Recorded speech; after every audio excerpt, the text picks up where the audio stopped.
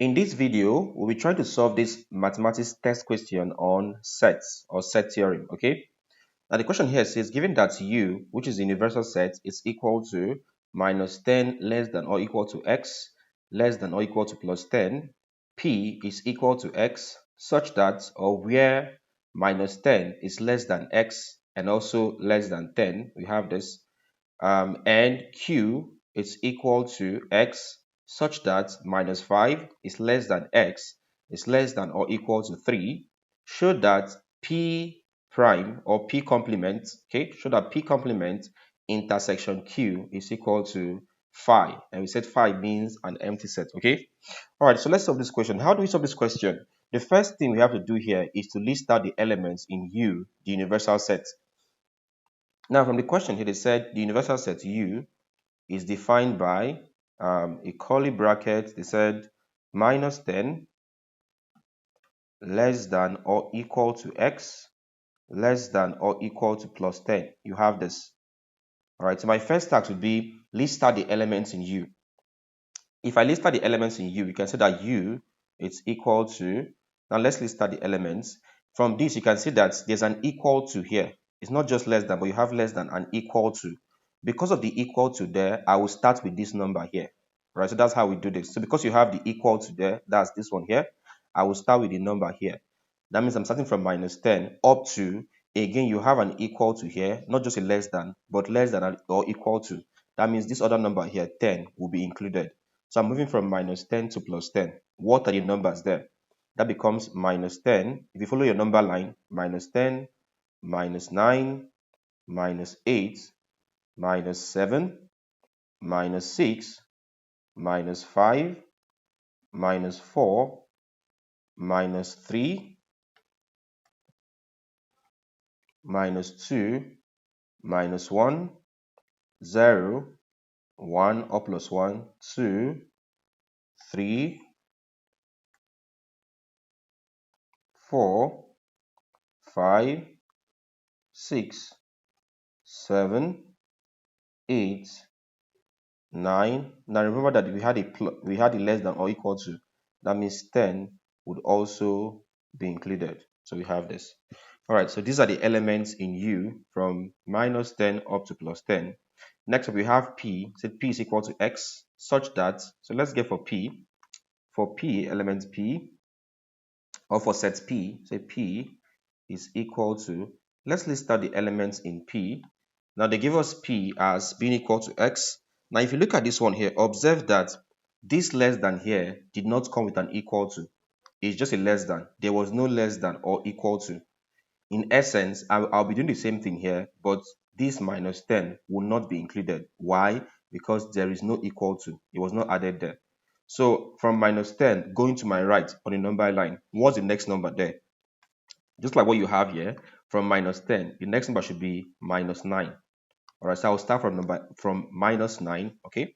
So I'm starting from minus 9. So this one here, I'm starting from minus 9. Okay, where am I ending?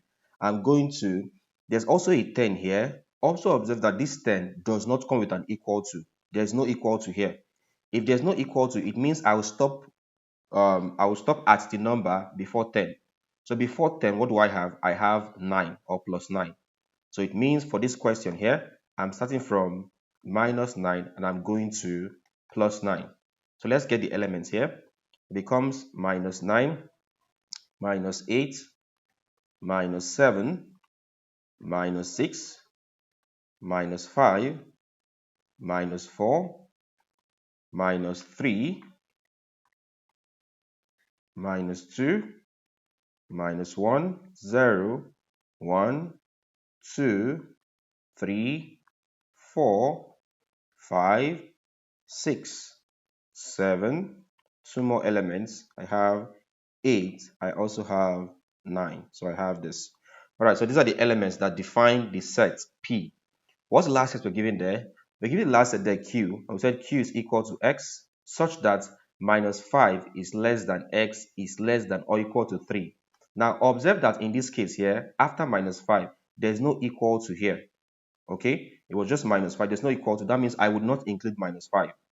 Now, if I go through my number line where I have minus 5, minus 4, minus 3. Since there's no equal to here, that means we will not use minus 5.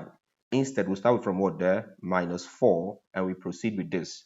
All right, so I'm starting from minus 4, and I'm going towards, look at the right side of this. You can see that there's an equal to, right? Since there's an equal to here, it means this number will be included. That means I'll stop at 3. Why am I stopping at 3? Because there's an equal to here, as you can see. All right. Okay. So it means I am starting from minus 4. I am going to plus 3. All right. Let's move from minus 4 to plus 3. For Q, that'll be equal to, I'll start with minus 4, minus 3, minus 2, minus 1, 0, 1, 2, and then 3. And then 3. So I have this. All right. So these are the sets, and these are the elements in each of the sets. So we have this. So your first task is to list out all the elements in the set, which we have just done. The next task, they said, show that P complement P complement intersection Q is equal to phi, and phi means empty set. Now, what does this mean? It means we should show that P complement intersection Q is equal to empty set. Now, what this means is that there is no element common between two of them. And how do we prove that? In the question, they strictly mention P complement. So my task is to get the value of P complement. So we'll form the set P complement as being equal to, when we say P complement, what do we mean? Now, when we say complement of a set, by the way, I've already thought about set theorem. Everything you need to know about set theorem, I've discussed it in our previous class. I'll leave a link to a class on set theorem in the video description. All right, so check video description. You see a link to the class on set theorem. Okay. All right, so back to this P. If I'm to get P complement, it means I'll go to universal set. I'll look out for those elements that are in the universal set that are not in P. So look at this P and universal set. What elements do I have in the universal set that is not in P?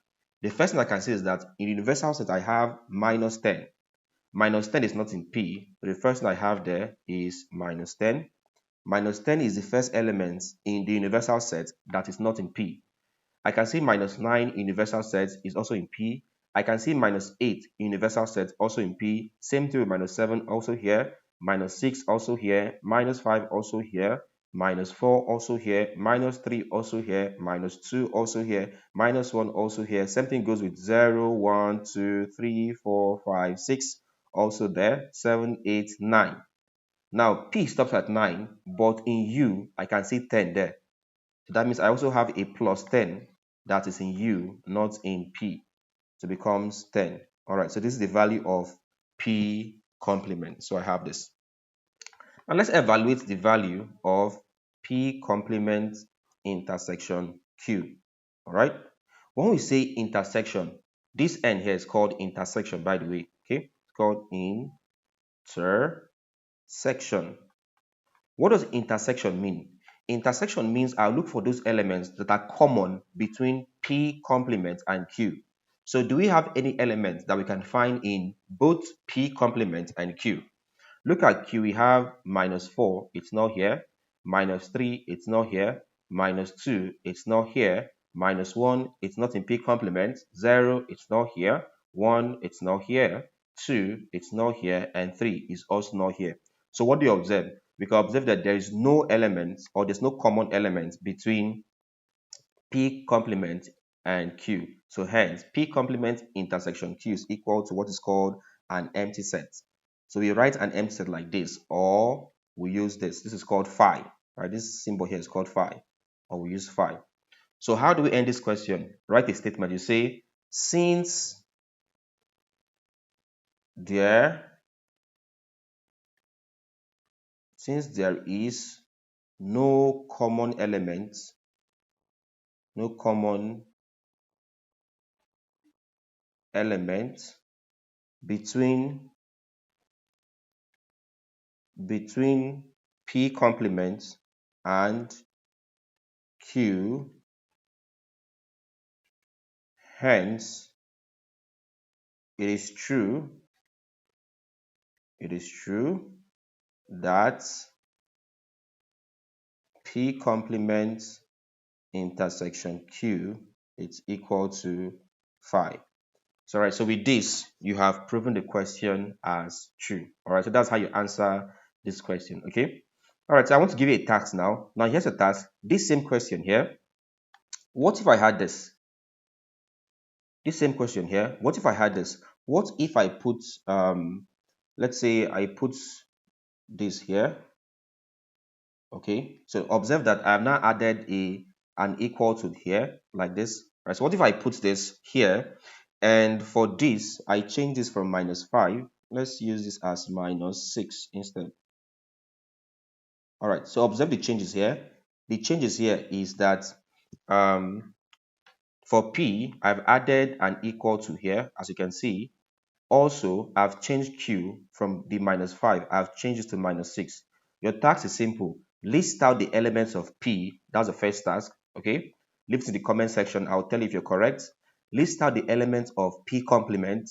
Again, leave it in the comment section. I'll tell you if it's correct.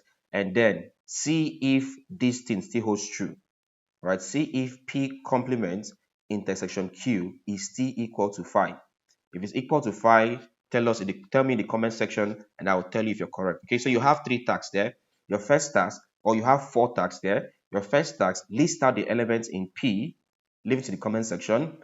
List out the elements in Q, leave it in the comment section. List out the elements in P complement. All right, list out the elements there and I'll tell you if it's correct. And then finally, check if this is correct for this question here. Check if P complement intersection Q is still equal to 5. If it is, say yes, it is. Leave it in the comment section and I'll tell you if it is correct, okay? All right, guys. So if you enjoyed this video, as usual, don't forget to like this video, okay? So hit the like button. Like this video, it helps us to grow. Leave a comment. For the comments, you have your task or your assignments there. Leave the answer in the comment section. Don't forget to subscribe. If it's your first time here or you're yet to subscribe, please look at the subscribe button there. Hit the subscribe button and turn on the bell icon so that you get notified whenever we upload a new content. And then finally, share this video to your friends so that they can also learn.